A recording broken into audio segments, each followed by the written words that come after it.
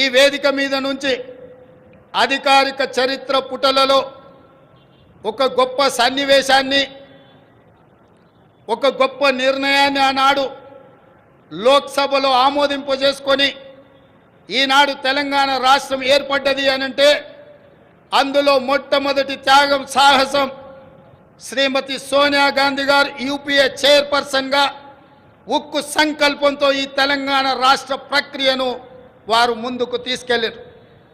రెండవ బాధ్యత బాబు జగజీవన్ రామ్ గారి సుపుత్రిక శ్రీమతి మీరా కుమారి గారు లోక్సభ స్పీకర్గా, మహిళగా, ఒక కన్న తల్లిగా పిల్లలను కోల్పోతే ఆవేదన ఎట్లుంటుందో తెలిసిన అమ్మగా మీరా కుమారి గారు సంపూర్ణమైన సహకారాన్ని అందించి ఆనాడు తెలంగాణ బిల్లును లోక్సభలో ఆమోదించడంలో అత్యంత క్రియాశీలక బాధ్యత వారు పోషించారు.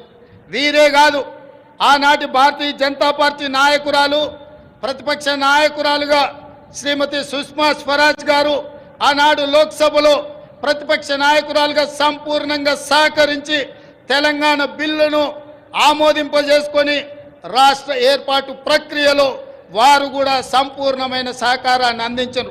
ఈ వేదిక మీదను అందుకే తెలంగాణ నలుమూలల నుంచి తరలి వచ్చిన వేలాది మంది మా ఆడబిడ్డల సాక్షిగా శ్రీమతి సోనియా గాంధీ గారికి, మీరా కుమారి గారికి, సుష్మా స్వరాజ్ గారికి తెలంగాణ 4 కోట్ల ప్రజల తరఫున వారికి కృతజ్ఞతలు తెలియజేస్తున్న ఈ తెలంగాణ చరిత్ర పుటలలో మీ త్యాగాలు, మీ గొప్ప నిర్ణయం ఎప్పటికీ ఉంటుందని భావిస్తూ మీ అందరి దగ్గర సెలవు తీసుకుంటున్నా.